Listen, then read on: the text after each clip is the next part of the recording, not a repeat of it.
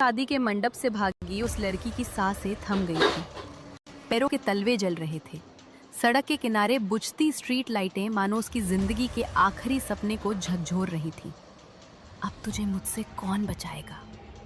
यही बात उसके दिमाग में गूंज रही थी, मानो रगों में खून की जगह आग बह रही हो। वो भोली भाली लड़की शादी का लाल सुनहरा लहंगा पहने, सिर पर बिखरी चुनरी, आंखों में खौफ और चेहरे पर पसीने की बूंदें लिए बेतहाशा दौड़ रही थी। उसके पीछे धरती हिला देने वाली आवाजें आ रही थी। पीछे से एक गुंडे ने कहा, अरे पकड़ो उसे ऐसे नहीं जाने दे सकते। दूसरे गुंडे ने उस लड़की को डराने की कोशिश करते हुए कहा, भाग ले, एक बार पकड़ में आ गई ना तो ऐसा सबक सिखाएंगे कि जीवन भर याद रखेगी। 5 विशालकाय दाढ़ी मूंछों वाले, हाथों में लोहे की रॉड और चाकू लिए गुंडे उसके पीछे पड़े थे। उनके कदमों की गूंज मानो मौत की ताल थी। उसकी सांसें फूल रही थीं, पर वो रुकी नहीं। पैर बोझिल लग रहे थे, जैसे कोई अदृश्य हाथ उसे खींच रहा हो। गहने झंझना रहे थे, लेकिन वो उन्हें उतार नहीं सकती थी, क्योंकि इन्हीं गहनों ने उसकी पहचान बना रखी थी। हे भोलेनाथ, बचा लो हमें, अब हमारी लाज और जान दोनों आपके हाथ में है। उसके होंठ फड़क रहे थे, आंखों से आंसू निकल रहे थे, पर आवाज बंद थी। अचानक सामने एक विशाल मैरिज हॉल दिखा, जो सोने जैसी रोशनी से जगमगा रहा था। बाहर BMW, मर्सिडीज, ऑडी खड़ी थी, मानो ऑटो एक्सपो लगा हो। बैंड बाजे की आवाज, फूलों की महक, मेहमानों की चहल पहल, मानो किसी राजा की शादी हो रही हो। उस लड़की ने चुनरी मुंह पर खींची और पीछे के रास्ते से स्टाफ के दरवाजे से हॉल में घुस गई। दिल ऐसे धड़क रहा था मानो जैसे सीने से बाहर निकलना चाहता हो। गुंडे बाहर रुके, इधर उधर देखा, पर वो लड़की उनकी आंखों से ओझल हो चुकी थी। उसने बिना सोचे पहला दरवाजा खोला और अंदर घुस गई। दरवाजा बंद किया, कुंडी लगाई और वहीं बैठ गई। दादा रे दादा, जान बचे तो लाखों पाए, वो फुसफुसाई। लेकिन अभी दम लेते ही बाहर कदमों की आहट और औरतों की आवाजें आने लगी। तभी किसी औरत ने दरवाजे के बाहर से कहा, दामिनी बेटा, दरवाजा खोलो, समय हो गया है।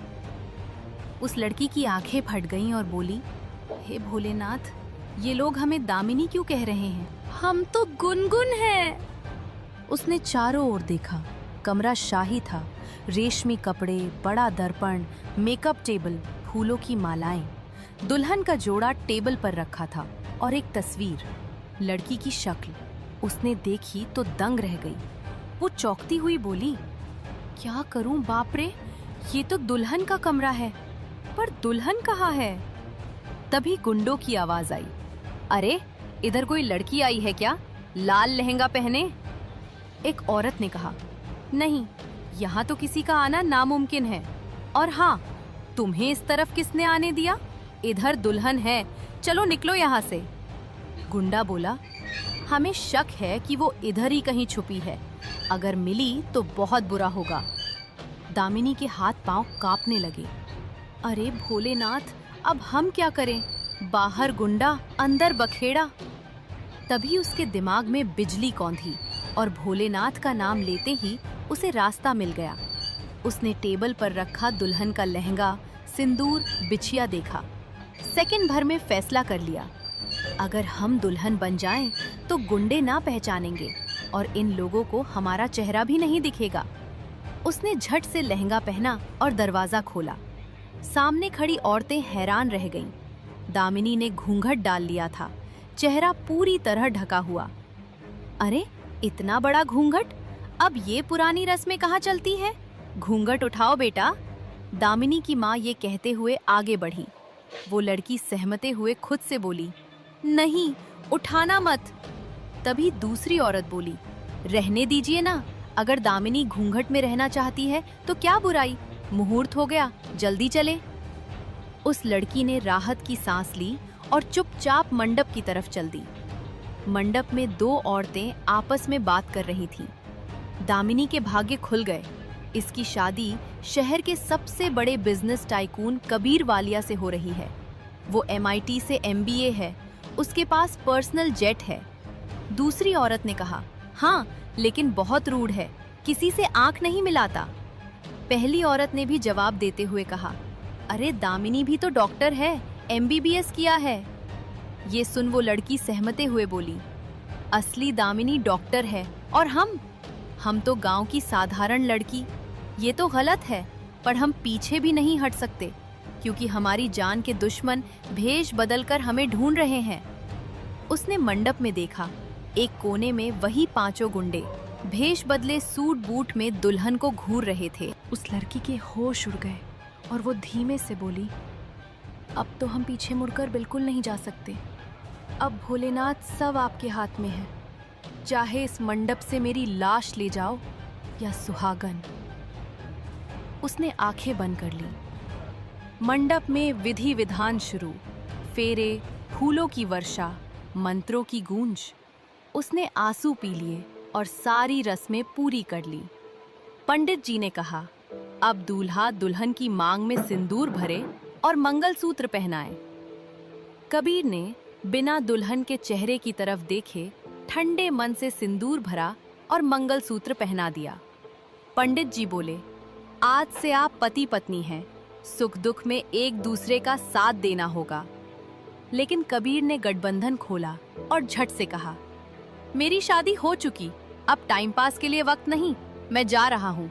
अगर 5 मिनट में विदाई नहीं हुई तो अकेला ही चला जाऊंगा। हॉल में सन्नाटा छा गया। लोग फुसफुसाए, कैसा इंसान है, बस रस्में पूरी की और चलता बना। कबीर के दादाजी गरजे, जल्दी करो विदाई, मेरा पोता किसी का मोहताज नहीं। दामिनी के घरवाले घबरा गए, बिना चेहरा देखे जल्दी जल्दी विदाई कर दी। दुल्हन को कार में बैठा दिया गया। कार में दुल्हन बनी उस लड़की का दिल धड़क रहा था। कबीर बगल में लैपटॉप पर काम कर रहा था, उसकी तरफ देखा तक नहीं। उस लड़की ने सोचा, हम जैसे गुफा में आ गए, ये हमें देख भी नहीं रहे हैं। पर ठीक है, घूंघट में मुंह ढका है, गुंडा भी नहीं पहचानेंगे। तभी अचानक ड्राइवर ने पत्थर को टक्कर मारी। कार बाईं तरफ मुड़ी, उस लड़की का बैलेंस बिगड़ा और वो कबीर की गोद में जा गिरी। आह, क्या हुआ? दोनों साथ बोले। कबीर ने उसकी कमर पकड़ ली। उस लड़की का हाथ उसके कंधे पर था। घूंघट खिसकी और उसके गुलाबी होंठ दिखे, होंठ के ऊपर छोटा सा काला तिल। कबीर के दिल में बिजली दौड़ी, उन्हें चूमने की इच्छा हुई। वो झुकने लगा, तभी बाहर से गाड़ी के तेज हॉर्न की आवाज आई, जिसे सुनते ही कबीर होश में आ गया। उसने पीछे हटकर देखा, वो लड़की भी अपनी सीट पर जा बैठी। उसका दिल 1000 की रफ्तार से धड़क रहा था। ये कैसा एहसास था? लग रहा है जैसे दिल का दौरा पड़ गया हो। कबीर भी सहमते हुए बोला, मुझे क्या हो गया? मैं तो कभी किसी के लिए ऐसा महसूस नहीं करता। ये लड़की कौन है? इतना बड़ा घूंघट क्यों? आज मुझे ऐसा क्यों लगा कि मैं इसे चूम लूं? कुछ घंटों बाद कार एक विशाल हवेली के सामने रुकी। 3 मंजिला, संगमरमर से जरी, फव्वारे, बगीचा, रोशनी, मानो कोई महल हो। उस लड़की के मुंह से निकला, हे भोले बाबा, इतना बड़ा बंगला हम तो फिल्म में भी नहीं देखे थे। ए मोरी मैया, यहाँ कैसे रहेंगे? चेहरे पर खुशी आई। अगले ही पल कबीर की खतरनाक आवाज आई, जल्दी चलो, बहरी हो क्या? 5 मिनट में अंदर आओ, वरना अकेले ही आगे बढ़ूंगा। दामिनी सहमी, घूंघट ठीक किया और चुपचाप उसके पीछे बंगले में चली गई। अंदर का नजारा और भी शानदार था, पर उसके मन में ये सवाल गूंज रहे थे, आगे का होगा? गुंडे पीछे पड़े हैं, अब इस बंगले में छिपी हूँ, लेकिन इस आदमी के साथ पूरी जिंदगी कैसे निभेगा? हमारी असली पहचान कब सामने आएगी? लेकिन हमारे गांव में हमारी माँ कहती हैं कि जब लड़की की डोली एक बार पति के घर चली जाती है तो फिर लाश ही वापस आती है। इसलिए हे भोले बाबा, अब बस आप ही हमारी रक्षा करिए। वालिया मेंशन के विशाल संगमरमरी दरवाजे पर कार रुकते ही चारों ओर रोशनी जगमगा उठी। दियों, फूलों और रंगोली से पूरा परिसर किसी महल जैसा लग रहा था। जैसे ही घूंघट ओढ़े लड़की कार से उतरी, कबीर की माँ सपना वालिया आगे बढ़ी। उन्होंने मुस्कुराते हुए कहा, रुको बेटा, नई बहू के गृह प्रवेश की रस्म बाकी है। उन्होंने सामने रखे कलश की ओर इशारा किया। घूंघट के अंदर छिपी लड़की घबरा गई और बोली, हे भोले बाबा, ये कलश का होता है, कहीं कुछ गड़बड़ हो गया तो? कांपते हुए उसने कलश को पैर से छुआ। कलश गिरा और उसमें भरे चावल और सिक्के बिखर गए। बधाई हो, घर की लक्ष्मी का गृह प्रवेश हो गया है। चारों तरफ तालियां गूंज उठी। सपना जी ने उसे गले लगाया और खुशी से चिहुकती हुई बोली, अब तुम इस घर की बहू हो, चलो बाकी रस्में पूरी कर लेते हैं। लेकिन तभी कबीर की ठंडी और कठोर आवाज पूरे हॉल में गूंज उठी, बस बहुत हुआ। सबकी नजरें कबीर पर टिक गईं। उसका चेहरा सख्त था, मानो जैसे बहुत गुस्से में हो। वो बोला, मैंने ये शादी सिर्फ परिवार की इच्छा पूरी करने के लिए की है। इसका मतलब ये नहीं कि मेरी जिंदगी बदल जाएगी। आप लोगों को बहू मिल गई है, लेकिन मुझसे किसी आदर्श पति की उम्मीद मत रखिए। ये सुनते ही हॉल में सन्नाटा छा गया। कबीर ने अपनी बातें आगे बढ़ाते हुए कहा, मेरी बात अच्छे से दिमाग में बैठा लो, मेरे कमरे में और कोई नहीं आएगा। इतना कहकर वो सीढ़ियां चढ़ता हुआ ऊपर चला गया। उसके जाते ही माहौल भारी हो गया। तभी कबीर के दादा हरिशंकर वालिया अपनी जगह से उठ खड़े हुए। इस लड़के की जिद कभी खत्म नहीं होगी, उन्होंने गुस्से में कहा। उषा देवी ने उन्हें शांत करने की कोशिश करते हुए कहा, उसे थोड़ा समय दीजिए, आप तो जानते ही हैं कि शादी उसकी इच्छा से नहीं हुई है। सब जानते थे कि कबीर बचपन से ही जिद्दी था, परिवार की किसी बात की परवाह नहीं करता था। केवल दादाजी की अंतिम इच्छा के कारण उसने विवाह के लिए हामी भरी थी। सपना जी ने अपनी बेटी मिहिका को बुलाया और सख्ती से कहा, दामिनी को कबीर के कमरे तक छोड़ आओ। ये सुनते ही मिहिका घबरा गई और वो बोली, माँ, भैया नाराज हो जाएंगे। उषा देवी ने कहा, बस रास्ता दिखा दो। मिहिका लड़की को दूसरी मंजिल तक ले गई। मिहिका ने सहमते हुए कहा, भाभी, इससे आगे मैं नहीं जा सकती। यही भैया का कमरा है, यहाँ से अकेले ही आपको ही जाना होगा। इतना कहकर वो जल्दी से लौट गई। लड़की ने धीरे से दरवाजा खोला और अंदर कदम रखा। कमरे को देखकर उसकी आंखें फैल गईं और वो चौंकती हुई बोली, अरे भोलेनाथ, यहाँ तो हमारा पूरा गांव बस जाएगा। बाप रे बाप, ये तो पूरा पंचायत भवन है। चारों ओर महंगा फर्नीचर, सजावट और गुलाब के फूल थे, लेकिन उस भव्यता के बीच उसे अपना अतीत याद आ गया और वो बोल पड़ी, हमारा सौतेला बाप और मैया पैसा के लिए हमको बेच दिए।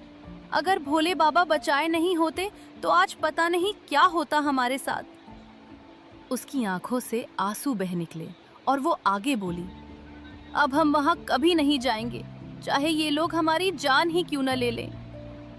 दिन भर की थकान और तनाव ने उसे पूरी तरह तोड़ दिया था। वो बिना कुछ खाए पिए बिस्तर के किनारे ही सो गई। रात करीब 2 बजे कबीर अपने स्टडी रूम से अपने रूम में लौटा। कमरे में घुसते ही फूलों की खुशबू से उसकी भौहें सिकुड़ गईं। वो चौंकते हुए बोला, अरे मेरे कमरे को क्या बना दिया है? फिर उसकी नजर बिस्तर पर सोई लड़की और उसके बगल में रखे दूध के ग्लास पर पड़ी। वो लड़की घूंघट में सिकुड़ी हुई सो रही थी। वो घबराते हुए बोला, अरे ये लड़की यहाँ क्या कर रही है? ये बोलने के बाद वो कुछ सेकंड्स तक वो उसे देखता रहा। कार में दिखाई दिया छोटा सा काला तिल उसे याद आ गया। वो खुद भी नहीं समझ पा रहा था कि उसकी नजरें बार बार उसी तरफ क्यों जा रही थीं। गुस्से में कुछ कहने ही वाला था कि उसकी नजर लड़की पर पड़ी पतली चादर पर गई। अनजाने में उसने पास रखा कंबल उठाया और उसके ऊपर डालते हुए बोला, बेवकूफ लड़की, ठंड लग जाएगी। अपने ही व्यवहार पर हैरान होकर वो वापस स्टडी रूम में चला गया। अगली सुबह दरवाजे पर दस्तक हुई। एक नौकरानी ने कहा, मैडम उठ जाइए, आज आपकी मुंह दिखाई की रस्म है। एक नौकरानी कपड़े और गहनों से भरी थाली रखकर चली गई। वो लड़की नींद से उठी और धीरे धीरे बाथरूम में चली गई। अंदर का नजारा देखकर वो दंग रह गई। उस लड़की ने घबराते हुए कहा, अरे मोरी मैया, नहावे के खातिर इतना बड़का जगह, लेकिन पानी किसे आई? उसे शावर चलाना नहीं आता था, इसलिए वो परेशान सी हो गई। जैसे ही उसने एक बटन दबाया, ऊपर से पानी की तेज बौछार शुरू हो गई। वो जोर से चीखी, अरे बाप रे, ये बंद कैसे होगा? घबराकर उसने कई बटन एक साथ दबा दिए। पानी बंद होने की जगह और तेज हो गया। इस बार वो ज्यादा घबराती हुई बोली, हे भोले बाबा, ये बंद कैसे होगा? उसी समय बाथरूम का दरवाजा खुला। जिम से लौटता हुआ कबीर अंदर आया और बाथरूम में पानी की आवाज सुनते ही वहां आ पहुंचा और उसने तुरंत शावर बंद कर दिया।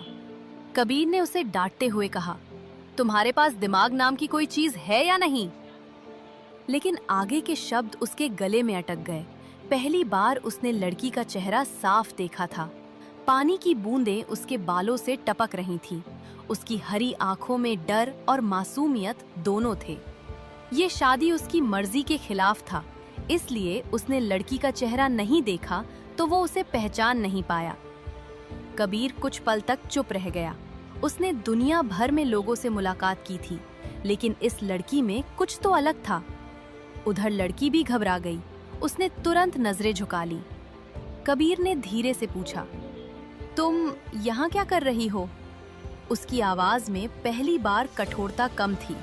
लड़की की आंखों में आंसू आ गए और वो बोली, ऐसे टुकुर टुकुर मत देखिए, हमें लाज आ रही है। कबीर कुछ क्षण उसे देखता रहा, फिर बोला, तुम बिल्कुल वैसी नहीं हो जैसी मुझे बताया गया था। उसके चेहरे पर उलझन साफ दिखाई दे रही थी।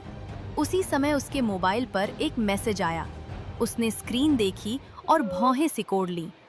रिपोर्ट में वही 5 गुंडों की तस्वीरें थीं जिन्हें शादी में देखा गया था। अब उसे यकीन हो गया कि इस लड़की के पीछे कोई बड़ा रहस्य छिपा है। कबीर गुनगुन के बारे में सोच ही रहा था कि तभी बाथरूम के बाहर घंटी बजी। तीखी, चुपती हुई, मानो कोई अलार्म हो। सपना जी की आवाज गूंजी, अरे दामिनी बेटा, जल्दी आओ, मुंह दिखाई की रस्म के लिए देर हो रही है, सारा घर इंतजार कर रहा है बेटा।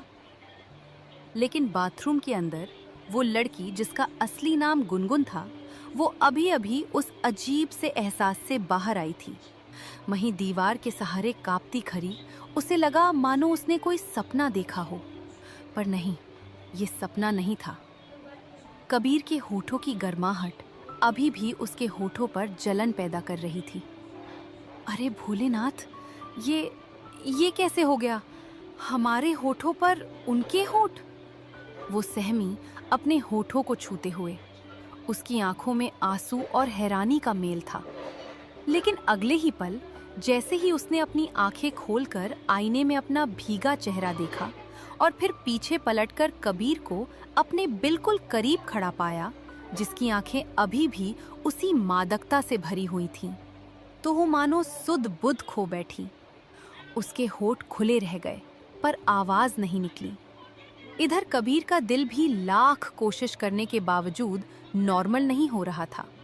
उसके दिमाग में बस एक ही बात घूम रही थी, ये लड़की इतनी खूबसूरत कैसे हो सकती है?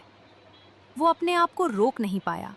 उसने एक कदम, फिर दूसरा, और बिना किसी सोच समझ के अपने हाथों को उसकी नाजुक कमर पर डाल दिया और उसे अपनी तरफ झटके से खींच लिया। रुको, रुको! गुनगुन की आवाज कांपी, पर कबीर ने उसे और करीब कर लिया। उसकी सांसों की गर्मी गुनगुन के गाल पर पड़ रही थी। अचानक गुनगुन के हाथों से शावर का बटन दब गया और ठंडा पानी दोनों पर गिरने लगा। कबीर तुरंत संभल गया। उसने शावर बंद किया और नाराज होते हुए बोला, तुम्हें ये सब यूज करना नहीं आता क्या? गुनगुन ने डरते हुए सिर हिला दिया। कबीर ने बाथरूम के सारे स्विच और नल समझाने के बाद कहा, ये गर्म पानी है, ये ठंडा, और ये बंद करने का बटन। मेरी बात समझ आई? जी, गुनगुन ने धीरे से कहा। कबीर ने धीमे से कहा, ठीक है, जल्दी तैयार होकर नीचे आ जाओ। इतना कहकर वो बाहर निकल गया। गुनगुन ने राहत की सांस ली। कुछ देर बाद उसने थाली में रखी लाल बनारसी साड़ी और गहने पहने। मांग में सिंदूर और गले में मंगलसूत्र सजा तो वो सचमुच किसी दुल्हन जैसी लग रही थी, लेकिन भीतर से अभी भी डरी हुई गांव की लड़की थी। थोड़ी देर बाद घर की महिलाएं उसे मेन हॉल में ले गईं। पूरा वालिया परिवार नई बहू का चेहरा देखने के लिए वहां जमा था। उसी समय कबीर भी वहां आ गया। जाओ बेटा, अपनी दुल्हन का घूंघट उठाओ, सपना जी ने कहा। कबीर ने बिना एक्साइटमेंट के अपने दोनों हाथों को आगे बढ़ाया और झट से घूंघट हटा दिया। लेकिन जैसे ही सबने गुनगुन का चेहरा देखा, पूरा हॉल सन्न रह गया। सपना जी की तो मानो जैसे आंखें फैल गईं। वो कांपती हुई बोली, ये कौन है? ये तो दामिनी नहीं है। ये शब्द बाहर आते ही हॉल में सन्नाटा पसार गया और एक पल में माहौल बदल गया।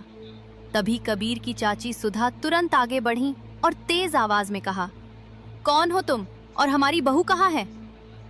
ये कहती हुई उन्होंने गुनगुन का हाथ कसकर पकड़ लिया। गुनगुन घबरा गई और वो बोली, हमें छोड़ दो, बहुत दर्द हो रहा है। हॉल में फुसफुसाहट शुरू हो गई। सबको समझ आ गया कि ये लड़की दामिनी नहीं है।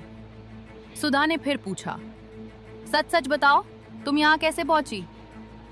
अगले ही पल रोते हुए गुनगुन ने पूरी बात बतानी शुरू की। कुछ गुंडे हमारा पीछा कर रहे थे। अपनी जान बचाने के लिए हम एक मैरिज हॉल में घुस गए। वहां सबने हमको दुल्हन समझ लिया। ये सब कैसे हो गया और हम कैसे इस घर की दुल्हन बन गए, हमको कुछ भी समझ नहीं आया। उसकी बात सुनकर लोग और हैरान हो गए। तभी हरिशंकर वालिया ने अपनी छड़ी जमीन पर पटकी और बोले, पहले दामिनी के परिवार से बात करो, तभी सारी सच्चाई बाहर आएगी। सपना जी ने तुरंत फोन मिलाया। सामने से जो पता चला, उसे सुनकर उनका चेहरा सफेद पड़ गया।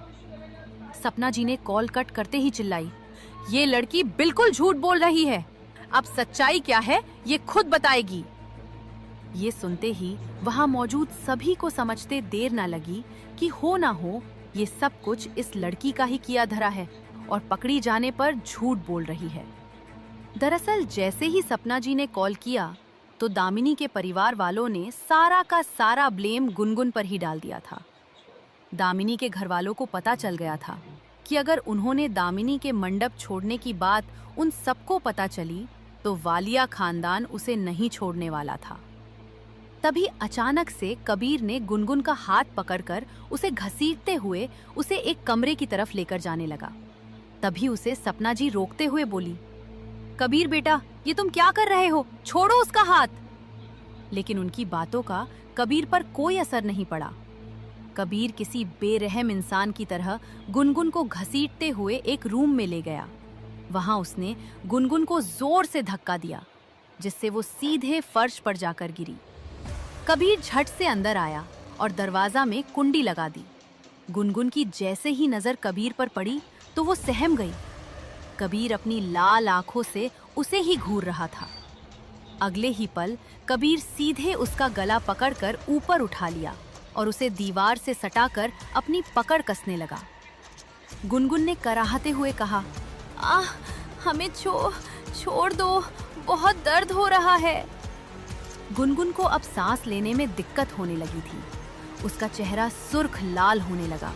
वो अपनी सांस ना उखड़ने की कोशिश में लगातार उसके हाथों पर मारे जा रही थी, और पर इसका कबीर पर कोई असर नहीं पड़ रहा था। अचानक गुनगुन बेहोश हो गई और उसका सिर एक तरफ लुढ़क गया। कबीर गुनगुन का शरीर ढीला पड़ते हुए देख कर खा गया। कबीर बोला, झूठी, कहीं ये कोई नाटक तो नहीं कर रही? वो झट से अपने हाथों को उसके गले की पकड़ से आजाद कर देता है। इस वक्त कबीर को बेहद ही गुस्सा आ रहा था, क्योंकि पूरे समाज के लोगों के सामने उसकी इज्जत की धज्जियां जो उड़ चुकी थी, जिसकी वजह से उसका गुस्सा चरम पर पहुंच गया था। इसलिए उसे समझ नहीं आ रहा था कि वो गुस्से में क्या कर बैठा है। काफी देर तक जब गुनगुन के शरीर में कोई भी हरकत महसूस होता न देख कबीर को अपनी गलती का एहसास हुआ, तो कबीर घबराते हुए बोला, ए लड़की, चलो उठो, मैंने कहा अपनी आंखें खोलो। वो उसके दोनों गालों को थपथपाते हुए होश में लाने की कोशिश करने लगा। वो फिर बोला, वेक अप, देखो ये ड्रामा करने से तुम बचने नहीं वाली, समझी? जल्दी उठो। लेकिन फिर भी उसके शरीर में कोई हरकत नहीं महसूस हुई। कहीं सच में इस लड़की को कुछ हो तो नहीं गया? ये कहते ही वो उसके नाक के पास जाकर उसकी सांसों को चेक करने लगा, फिर उसके पल्स पर कंसंट्रेट करने लगा। इस बार वो लगभग कांपते हुए बोला, अरे इसकी सांसें तो काफी धीमी चल रही हैं। अब उसे खुद पर गुस्सा आने लगा कि वो अपने गुस्से पर क्यों कंट्रोल नहीं रख पाता। जाने अनजाने में उसने उसका गला दबा दिया था, जिसकी वजह से उसका ये हाल हो गया था। कबीर ने खुद से डिसीजन लेते हुए कहा, मुझे इसे अब किसी कीमत पर होश में लाना ही होगा। ये कहते ही कबीर बिना किसी देरी के उसे माउथ टू माउथ सीपीआर देने लगा। काफी देर तक ऐसा करने के बाद अचानक गुनगुन जोर जोर से सांस लेने लगी। आंखें खोलते ही उसके सामने फिर से कबीर का भयानक चेहरा दिखाई दिया, जिसे देखते ही वो डर के मारे कांपने लगी और बोल पड़ी, हमें जान से मत मारिए, हमें छोड़ दीजिए, इसमें हमारी कोई गलती नहीं है। होश आते ही उसे बेरहमी से एक सुनसान कमरे में कबीर ने बंद कर दिया। सुबह से शाम हो गई थी, लेकिन किसी ने भी गुनगुन के रूम का दरवाजा खोलने की कोशिश नहीं की। उस घर के सभी सदस्य यही सोच रहे थे कि इस लड़की को उसके ही किसी दुश्मन ने भेजा था। पूरे घर का माहौल खराब हो चुका था। सब के सब परेशान से बैठे हुए थे। किसी का भी मन डिनर करने का नहीं कर रहा था। तभी कबीर के दादा हरिशंकर वालिया ने कहा, अब गलती से ही सही, लेकिन शादी तो हो ही चुकी है और वो लड़की कबीर की पत्नी है। ये सच कोई भी नहीं बदल सकता। तभी उन सबको कबीर की गुस्से से भरी तेज आवाज सुनाई दी, मैं इस धोखे की शादी को नहीं मानता। वो धोखेबाज लड़की मेरी पत्नी नहीं बन सकती और ना ही कभी मैं इसे उसका दर्जा दूंगा।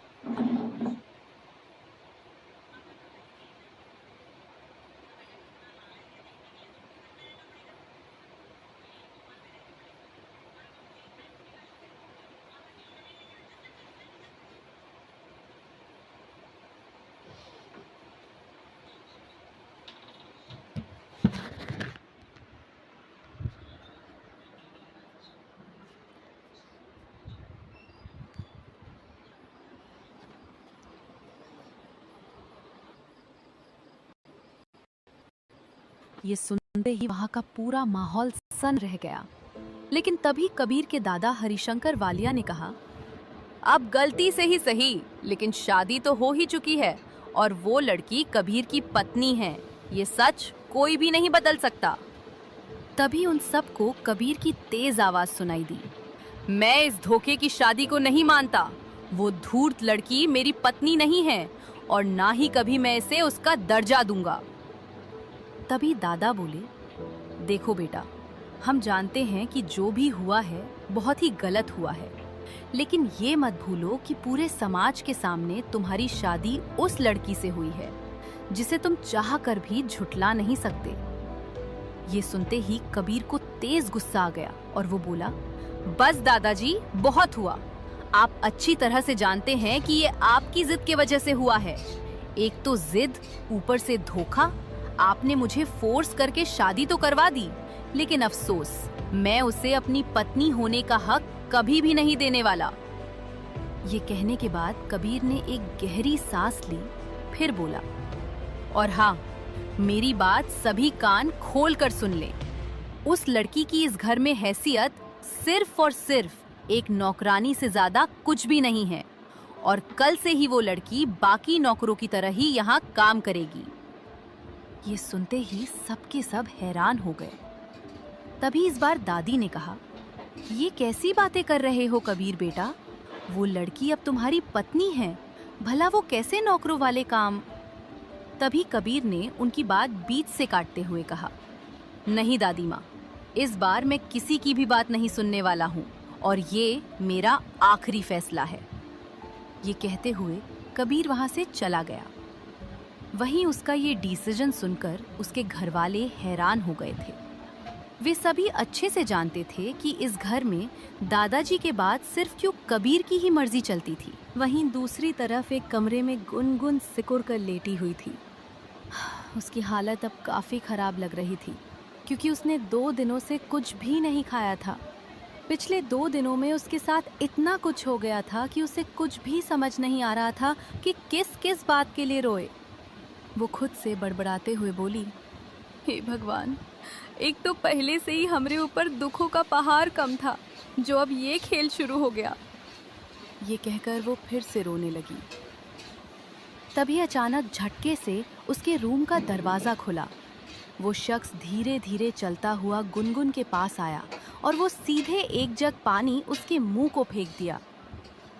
अचानक इस हरकत से गुनगुन घबरा गई और चीख पड़ी, नहीं नहीं, हमने कुछ नहीं किया है, हे भगवान, कोई तो हमें बचाए। तभी वो शख्स उसके और करीब आया और उसके गालों को थपथपाते हुए बोला, अपना ये नाटक बंद करो और चुपचाप से ये खाना खा लो, क्योंकि कल से तुम्हारी जिंदगी पूरी बदलने वाली है। गुनगुन ने अपनी आंखें ऊपर करके देखा तो पाया कि ये शख्स और कोई नहीं बल्कि खुद कबीर था। लेकिन जब तक गुनगुन कुछ कहती, कबीर वहां से जा चुका था। थोड़ी देर बाद जब गुनगुन थोड़ी नॉर्मल हुई तो उसे अपने सामने खाना दिखाई दिया। ना चाहते हुए भी उसने खुद को जिंदा रखने के लिए अपना पेट भरा। खाने के बाद गुनगुन फिर से बड़बड़ाई, हे भोले बाबा, मैंने ऐसा क्या किया जो ये लोग हमको इतना परेशान करते हैं? मुझे तो कुछ समझ में ही नहीं आ रहा है कि मैं करूँ तो करूँ क्या? कोई तो रास्ता सुझावो। ये कहते हुए वो फिर से फूट फूट कर अपने किस्मत पर रोने लगी। थोड़ी देर तक सिसकने के बाद वो फिर से बोली, सभी लड़की सपना देखती हैं कि उसका पति उसे खूब प्यार करे, इज्जत करे, लेकिन हमारा पति तो मुझे ही जान से मार देना चाहता है। अब आप ही बोलो भोले बाबा, हम करे तो करे क्या? आखिर कहाँ जाऊं, किससे मदद मांगूं? ये कहने के बाद उसने अपनी आंसुओं को पोंछा, फिर एक डिसीजन लेने के बाद बोली, अब हमने भी ठान लिया है कि चाहे जो हो जाए हम इस रिश्ते को दिल से निभाएंगे। हमारी डोली उठकर यहाँ आई है तो अब इस घर से हमारी अर्थी ही जाएगी, तभी इस घर को छोड़ के जाऊंगी। गुनगुन अपने मन में ये संकल्प करके वो अपनी आंखें बंद कर सो गई। इस वक्त जहाँ गुनगुन थी उस कमरे में सोने के लिए सिर्फ एक चटाई और पीने के लिए एक मटके में पानी था। वो रूम इस घर के किसी कैद खाने से कम नहीं था। वहीं दूसरी तरफ कबीर अपने रूम में बैठा हुआ अपने लैपटॉप में गुनगुन की सभी हरकतों पर नजर गड़ाए हुए देख रहा था। कबीर सीसीटीवी से उसकी सारी एक्टिविटी को बड़े गौर से देख रहा था। बीच बीच में उसकी नजर बार बार उसके होठों पर ही चली जाती थी, जिसे उसने सुबह में उसने अपने होठों पर महसूस किया था। अपने मन में आ रहे इन बेकार ख्यालों को छोड़कर वो अपने आप से बोला, बस एक बार मुझे ये पता चल जाए कि तुम्हें यहाँ किसने भेजा है, उसके बाद तो मैं तुम्हारा वो हाल करूँगा जिसे सोचकर ही हर किसी की रूह तक कांप जाएगी। तभी अगली सुबह गुनगुन की नींद किसी के तेजी से चिल्लाने की वजह से खुली। उसने अपनी आंखें खोली तो देखा कि उसके सामने कबीर की माँ सपना जी खड़ी हुई थी, जो बेहद ही गुस्से से उसे घूर रही थी। इस बार वो फिर से चिल्लाते हुए बोली, चुपचाप से ये नौकरों वाले कपड़े पहन लो और सीधा सीधा अपने काम पर लग जाओ, यहाँ मुफ्त की रोटी नहीं मिलती। ये सुनते ही मानो गुनगुन के पैरों से जमीन ही खिसक गई हो। उसे कुछ समझ में नहीं आ रहा था कि अब ये नया तमाशा क्या था। गुनगुन को यूं खामोश देख सपना जी का गुस्सा 7वें आसमान पर चढ़ गया और वो इस बार सख्ती से बोली, ए लड़की, बहरी है क्या? सुना नहीं मैंने क्या कहा? चुपचाप खड़ी उठो, नहीं तो अगर मुझे एक बार गुस्सा आ गया ना तो तुम सोच भी नहीं सकती हो कि मैं तुम्हारी क्या हालत करूंगी। ये सुनते ही इस बार गुनगुन एड़ी से लेकर चोटी तक कांप गई। उसे समझ नहीं आ रहा था कि ये सपना था या हकीकत। इस घर के लोग नई नवेली दुल्हन पर इस तरह से कैसे बर्ताव कर सकते थे।